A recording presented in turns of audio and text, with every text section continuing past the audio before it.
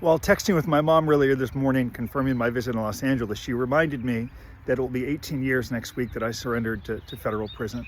And when I think about my surrender, I think about a promise I made to my parents before I went in. Now, full transparency, I know I had it easier than most. I'm reminded a lot. I was 33, wasn't married, didn't have children, and I immediately found a mentor on the inside to help guide me. But it didn't change. Going to prison was a shock and surprise for me. And initially, I didn't handle it well.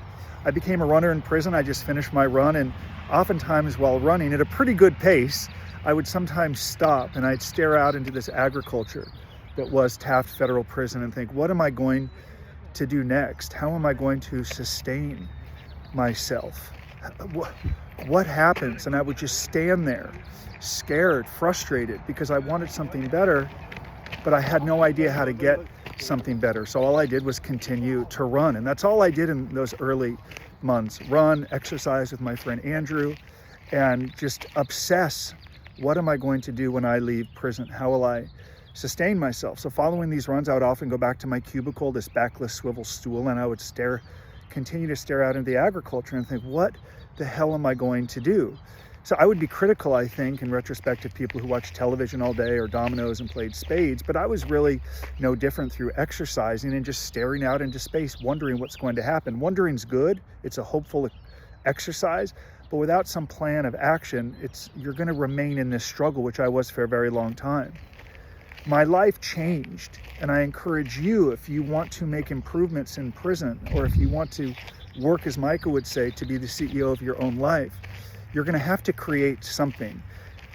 And that's what I'll transition to next. That first blog we wrote the 12th of October 2008, I didn't know what would come from it, but I put it in the mail slot with a chain and a lock, and I dropped it, and I said, Mom, put it on the internet.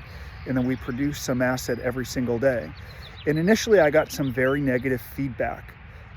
Your sentence is too short, you are a tourist, nobody cares, you haven't been in prison long enough to offer any advice. And there was a lot of truth, I suppose, to a lot of that. But every time I got that negative feedback, I would think about this promise I had made to my parents.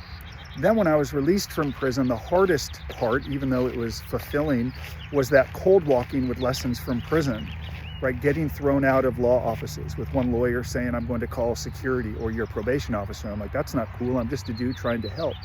And when it was embarrassing and people looked at me as if I was weird and odd, I thought back to that promise I made to my parents. Then when I began cold calling professors with hopes I could speak to their students at no cost, I just needed experience, I would cold walk into professors' office hours and they would look at me like, are you insane? You're not a student, you're not invited here. But I would knock on the door, pop in. I know you're not expecting me. I was just released from prison. I think I could provide some value to your students.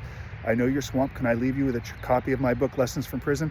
If you have 7 minutes, I'd read chapter 18 and I would walk out. Some would stop me, some wouldn't. More than half would reach back out and say, I like the chapter. What does it cost for you to speak? Nothing, I just want to provide value. That led to hundreds of events. And when I would speak and occasionally put people to sleep, and students in the front row were drooling. One time I wanted to hand a kid at USC a napkin or tissue. I'd say I made this promise to my parents. Every hard thing I didn't want to do, all I would think was the promise I made to my parents when they drove me up to Taft Federal Prison Camp, April 28, 2008. And here was that promise. Mom and Dad, I am not going to encumber your retirement. You've worked so hard to provide for Todd and me. You've given me every opportunity. I've squandered some of them. I am not going to encumber your retirement. I'm going to find a way, I have no idea how, to pay this $535,000 in restitution. It took me 10 years. I'm going to find a way to sustain myself. It happened immediately because my probation officer, good dude Isaiah Murrow, the day I was released from prison, said, you can work with felons, you can travel the country to speak. Because of the record I began building the 12th of October 2008 from federal prison with Michael's help. I'm going to let you work with felons. I'm going to let you travel. All of it started with what I began building in prison. I would not encumber or ruin my parents' retirement. They worked an entire lifetime. That is what motivated me to write when people hated it and they criticized me. That is what compelled me to cold walk and get thrown out of offices, to speak in some instances 9 classes in a day at Cal State Dominguez Hills, putting students to sleep.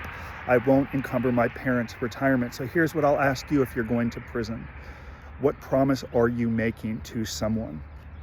Yesterday on our client webinar, someone's like, hey, I'll do this work if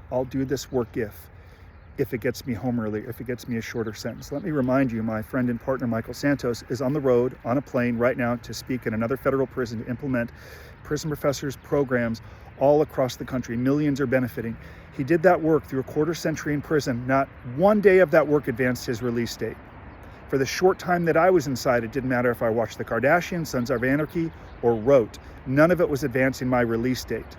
If you only want to do the work if it's going to lead some desired return, you are going to continue to have struggle because you're not doing it because you want to, you're doing it because of some outcome you expect to have. And if you don't get the outcome you think you're going to get, you're not going to do the work. Do the work regardless, because it's just not prison, it's going to end. Do not let this experience define the rest of your life.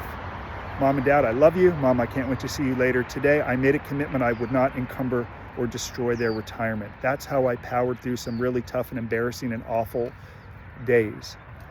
What promises are you making?